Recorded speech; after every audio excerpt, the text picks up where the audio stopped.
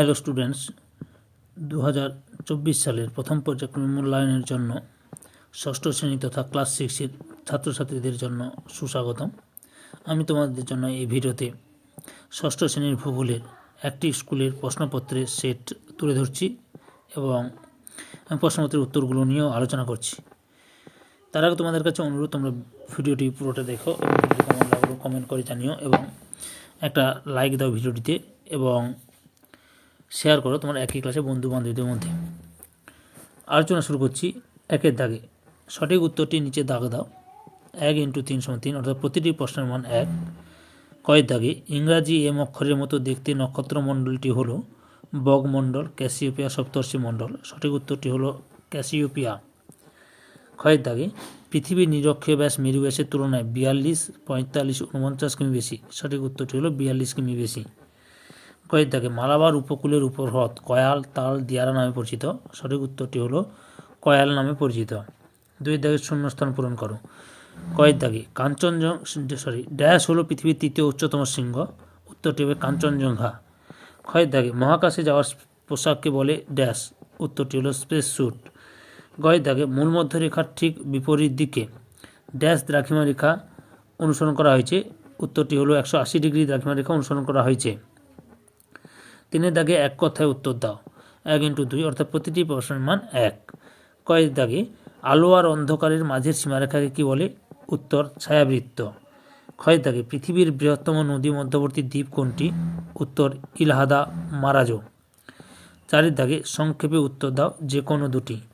কর দাগে দিনের বেলা তারা দেখা যায় না কেন? উত্তর সূর্য আমাদের সবচেয়ে কাছের নক্ষত্র বা তারা। দিনের বেলা সূর্যের অতি উজ্জ্বল আলো আমাদের চারিদিকে ছড়িয়ে থাকে। এই কারণে অনেক বেশি দূরে থাকা আকাশে তারার ক্ষীণ আলো সূর্যালোক হারিয়ে যায়, আমাদের চোখে এসে পৌঁছায় না, তাই আমরা দিনের বেলা তারাকে দেখতে পাই না। ক্ষয়ের দাগে গঙ্গার দুটি উপনদীর নাম লেখো। উত্তর যমুনা ও গোমতী। গয়ের দাগে দুন কি? উদাহরণ দাও। উত্তর শিবালিক ও হিমাচল হিমালয়ের মাঝে যে সংকীর্ণ উপত্যকা লক্ষ্য করা যায় তাকে দুন বলে। উদাহরণ দেরাদুন। ঘয়ের দাগে পৃথিবীর আবর্তন থেমে গেলে কি হবে?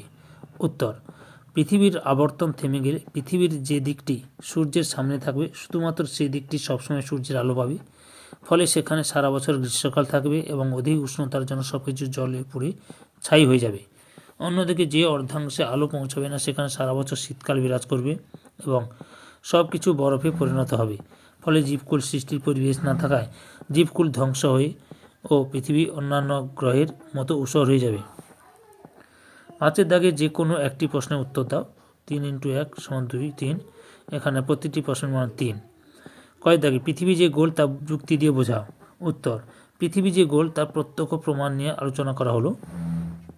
1 দাগে জাহাজের দৃশ্য।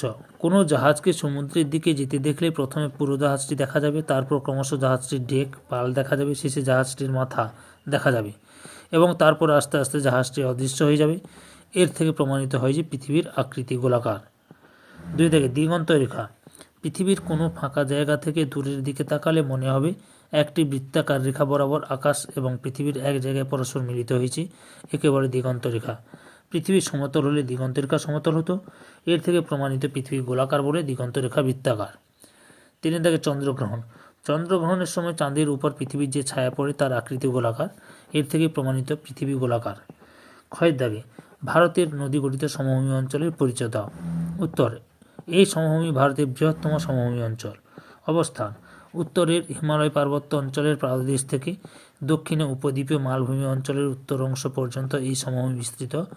পাঞ্জাব, উত্তরপ্রদেশ, হরিয়ানা, বিহার, পশ্চিমবঙ্গ, অসম এই রাজ্যগুলো জুড়ে সমভূমি অঞ্চলটি বিস্তার লাভ করেছে। উৎপত্তি সিন্ধু, গঙ্গা ও ব্রহ্মপুত্র প্রভৃতি নদীগুলি হিমালয় পার্বত্য অঞ্চল থেকে পলি, কাঁকড়, নুড়ি বয়ে এনে এই সমভূমির সৃষ্টি করেছে। শ্রেণীবিভাগ এই অঞ্চলটি 3 ভাগে বিভক্ত, যথা 1 নম্বরে সিন্ধু সমভূমি, 2 নম্বরে গাঙ্গেয় সমভূমি এবং 3 নম্বরে ব্রহ্মপুত্র সমভূমি। বৈশিষ্ট্য 1 নম্বরে ভূপ্রকৃতি। উত্তরের এই সমভূমির ভূপ্রকৃতি অত্যন্ত সমতল। উচ্চতা এই সমভূমির গড় উচ্চতা 300 মিটার। মৃত্তিকা এই সমভূমির নদী গঠিত পলি মৃত্তিকা খুবই উর্বর, তাই কৃষিকাজ খুব ভালো হয়। উপাদান পার্বত্য অঞ্চলে খরস্রোতা নদী দ্বারা বাহিত নুড়ি, কাঁকড়, বালি, পলি সঞ্চিত হয়ে সমভূমি অঞ্চলটি গঠিত হয়েছে।